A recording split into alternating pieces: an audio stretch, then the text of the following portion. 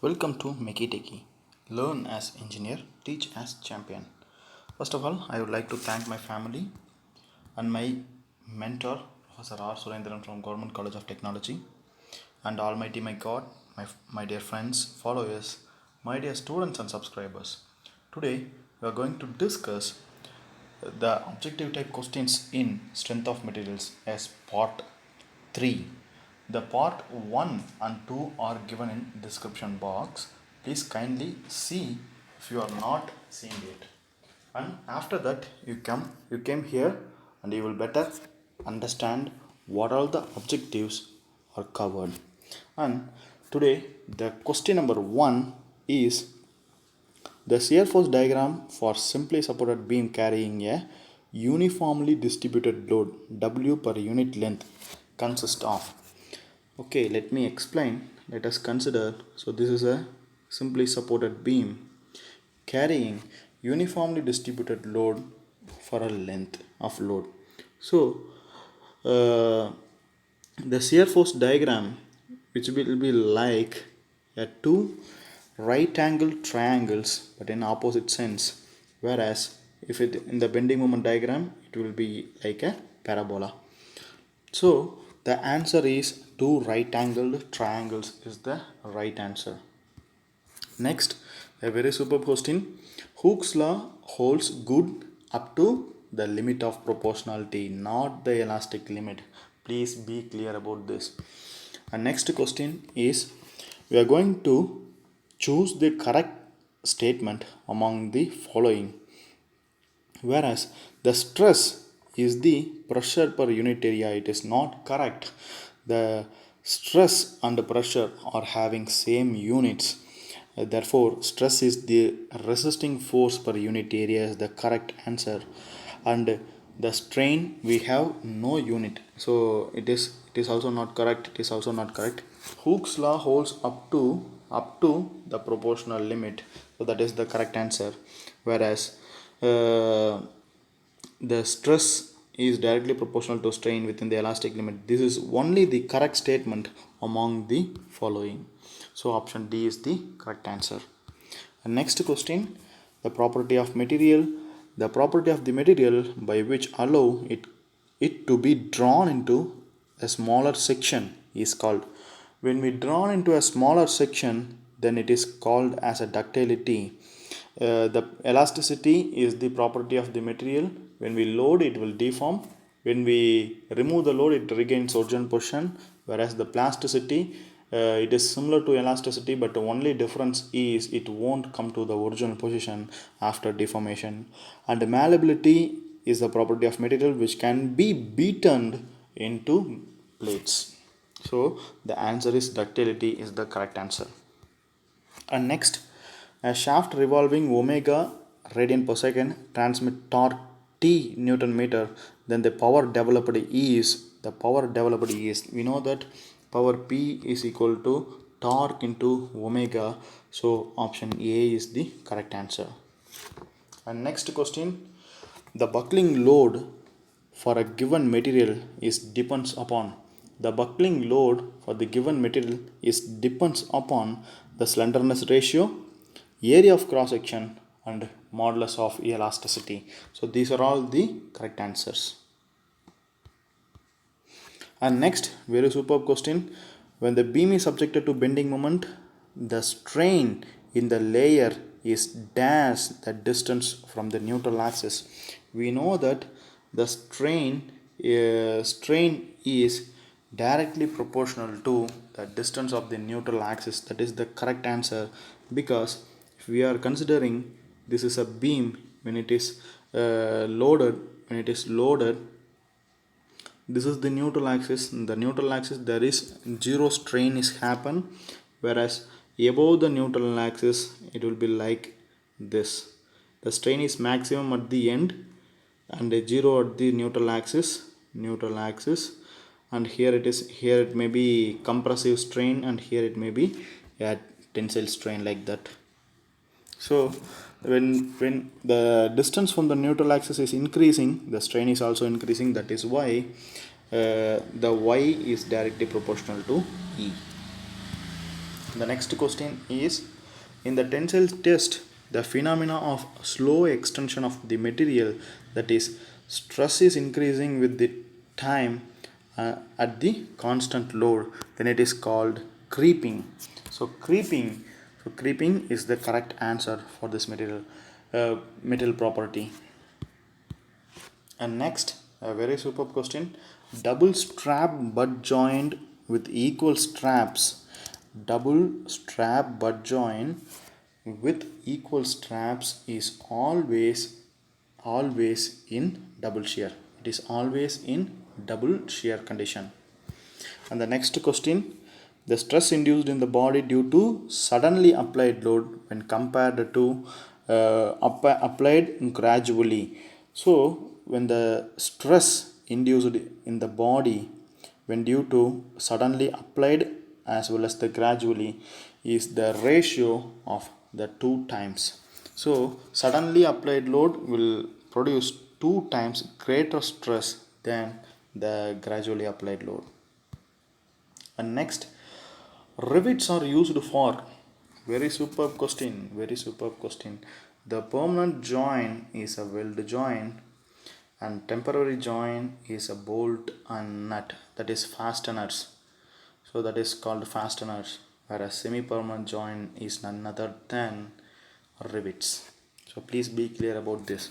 So rivets are used for semi-permanent joints. And next question, a very superb question: when two plates are butt together and rivet with cover plate with the two rows of rivet, the joint is known as double riveted double cover butt joint. Double rivet, double cover butt joint. And the next question is a very superb question: the bar of composite and steel form a composite section which is heated to a temperature of 40 degrees Celsius, then the stress induced in the copper bar is. Let me explain this. So, consider this is a composite section. One is made of steel, one is made of copper. We know that the coefficient of thermal expansion alpha of the steel is greater than alpha of the C. Therefore, the copper can expand more than the steel at the given temperature. Let me consider at the 40 degrees Celsius, the deformation of the copper is more than deformation of the steel. Therefore, what will happen? The copper makes the steel to elongate, whereas the steel make the copper to compress. Therefore, in the copper, compressive stresses happen, whereas in the steel it is tensile stress. And the next, a very superb question: when thin cylindrical shell subjected to an internal pressure, the volumetric strain is the 2 times of hoop strain plus 1 time of longitudinal strain. This eta 1 is the hoop strain, eta 2 is the longitudinal strain.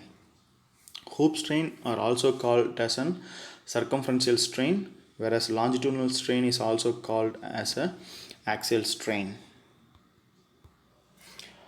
Next, a very superb question: stress induced in the shaft subjected to tension will be it is none of the above. At the tension, the shear stress due to the shear stress induced in the shaft due to tension. Please be clear about that. Shear stress cannot be produced by tension. The tension is the normally applied.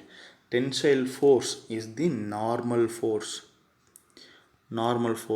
The shear stress is induced tangentially. So, none of the above is the correct answer. And next, a very superb question: the relationship between the equivalent length and the actual length of the column if the both ends are fixed. L is equal to L by 2. If it is capital L is equal to L by 2, then it is called one end hinged and another end is fixed. L is equal to L, both ends are hinged. When this is considered, one end is free and another end is fixed. So this is the condition. And next, a very superb question. Strain is defined as the ratio of the we can say the strain is the change in length to the original length, or change in volume to the original volume, or change in cross sectional area to the original cross section area. All are correct one. So please be clear about that. The strain can be defined as given like this. In either statements we can done. So it may be a change in length to the original length, it may be change in volume to the original volume, or it may be change in cross sectional area to the original cross section area. So any of the above is the correct answer for that. And next question, a superb question. A deformation of bar under its own weight, deformation of the bar under its own weight is dash the deformation if the same body is subjected to direct load with direct load equal to the weight of the body. So it is half. It is half the times. It is half the times. And next question.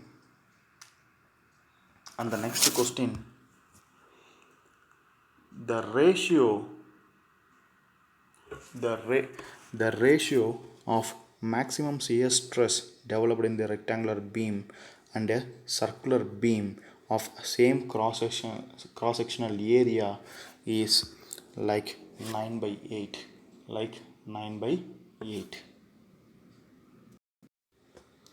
And the next question is, the resilience of the material is considered when it is subjected to. The resilience of the material is considered when it is subjected to shock loading. Shock loading is the correct answer. Shock loading is the correct answer. And next question, the buckling load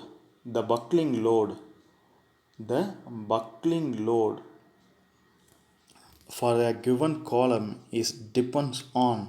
The buckling load of the column is depends on, yes, it is area of cross section and the length and radius of gyration and the modulus of elasticity. All are correct. Therefore all the above is the correct answer. And next, a very superb question. Shear force at the center of the simply supported beam with gradually varying load from 0 at the both ends and W at the center. So see here, let me explain. This is a simply supported beam. So uniformly varying load, the maximum load at the center, and it is gradually decreasing.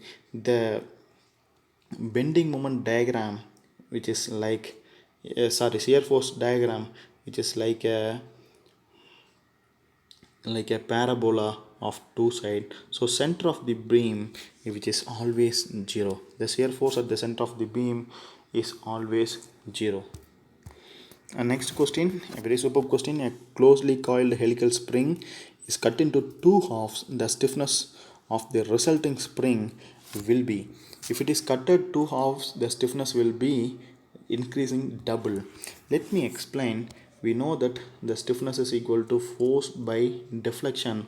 If the deflection says 64 W capital R cube N divided by C D power 4, where delta and n are directly proportionals. If n reduces, delta is reduced, whereas k and delta are inversely proportionals. If this deformation reduces, the stiffness will get increases. So that is the correct answer.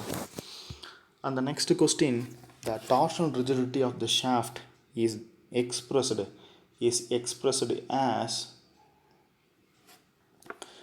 the torque required to produce a twist of 1 radian per unit length of the shaft. So that is called torsional rigidity. So that is called torsional rigidity. We can say c theta by L. So T by J is equal to c theta by L. So this is the correct torque required to produce one twist radiant per unit length. So this is the torsional rigidity means Cj is equal to TL by theta. TL by theta.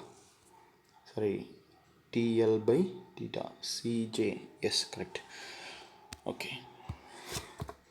Next, a property of the material by virtue uh, which a body returns to its original shape after removal of load.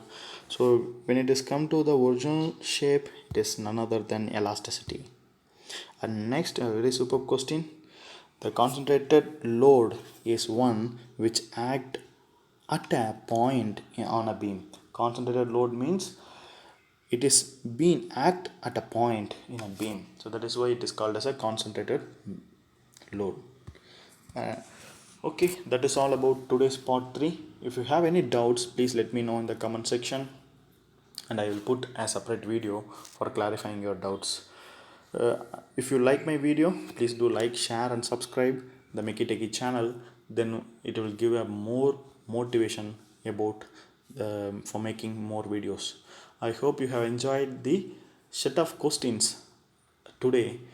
So, and once again, thank you all. Thank you for the opportunity. Jai Hind.